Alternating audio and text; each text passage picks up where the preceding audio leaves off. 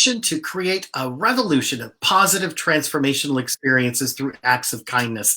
I'm hosting a series of live interviews with leaders in our community that are doing just that. Some are individuals and some represent organizations. Tonight, I am very pleased to introduce everyone to Hugh Parker, a volunteer with the Shiawassee Respite. Hugh, how you doing tonight? Thanks for joining us. I'm doing fine. Thank you for having me. So you are a respite volunteer with Shiawassee Respite. What is a respite volunteer, Hugh? Okay. Well, respite is something that we found a need, and respite fulfills that need. And the need was in this county, and similar organizations exist in other counties where we had people coming out of the hospitals and coming back into their homes for they had a spouse or a caregiver that was willing to care for them, but they were very involved, and they had no desire to go to long-term care, or they didn't have the finances for that, and we knew that we needed to provide some help for these individuals. And this happened back in the 90s in Shiawassee County, and we decided it was a faith-based organization, and a group of us from different churches met, and we thought possibly we could train volunteers, and this was a model that was gathered, to go in and provide a weekly support for a spouse or a caregiver that would allow that caregiver an opportunity to leave the home and do shopping and other things, or just take a break. And that's how we started. And that's so important, Hugh, because, if you're taking care of somebody who's sick, it's a full-time job 24/7. So it's nice to be able to have somebody come in, take care of them, somebody you trust. You can go get a little respite for yourself. Mm-hmm. I'm curious, why do you volunteer as a respite?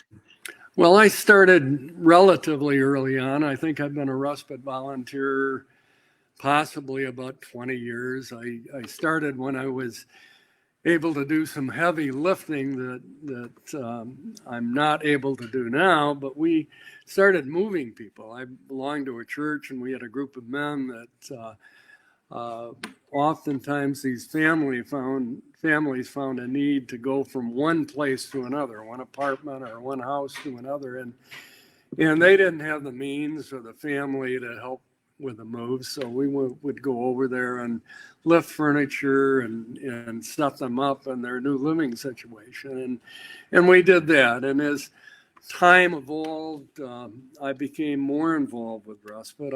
They asked me to be on the board, and I became a board member, and then they asked me to be a volunteer. And my first individual was a World War II vet, and he was living alone in an apartment building, and he just needed somebody to come and be with him maybe once a week. He had very few family members, and I did that, and ultimately he wound up in Pleasant View, which is our extended care facility for the county. But I kept seeing him, and I remember one time I went over to see him, and he said, Hugh, you're the only one that comes to see me, and that just tugged at my heartstrings. He did have a daughter that did his laundry and did things for him, but that really tugged at your heartstrings. Yeah. He looked forward to seeing me. I'm wondering how COVID-19 has affected, this whole respite care system that everyone has. How has it affected you? Are you able to visit people right now? Well, not really. I think their health is fragile. My health is particularly fragile. I have lymphoma that I've been cancer-free now for over a year, which I'm pleased. But we have been asked not to go and have direct contact with the people, but we see approximately 100 people a week are volunteers Wow. in Shiawassee County. And some of those matches have been going on for years. And, that doesn't preclude phone calls and other kinds of things.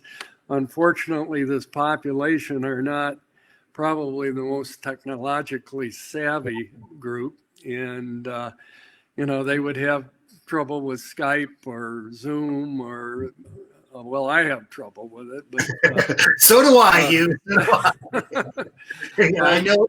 Well, it's so important though, that outreach, that telephone call, that caring individual that's just there, and especially during these times where we are facing social isolation and so many people are alone. And I think that all of us could be respite volunteers in the sense of just picking up the phone and calling somebody that we know that may be alone or may need that touch, that human touch. So, buddy, I just want to say thank you for what you do as a respite volunteer. It's definitely needed, and we appreciate it. I have one last question for you, Hugh, that I ask everyone every night, and that is, tell me something good, Hugh.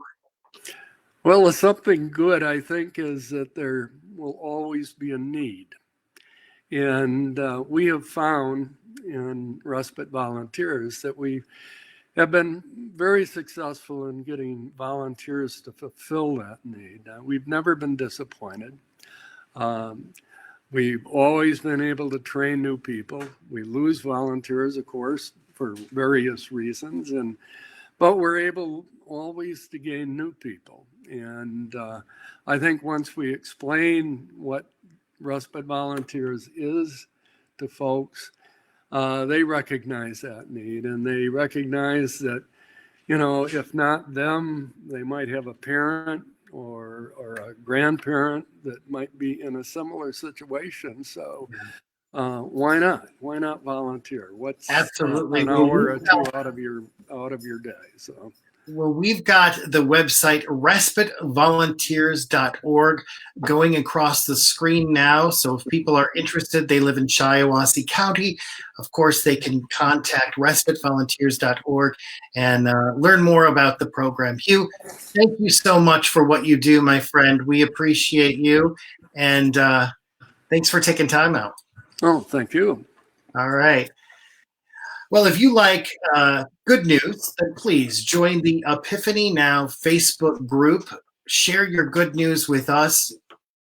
Do our website, visit our website, epifanynow.org for more information. We'll see you tomorrow night with some more good news.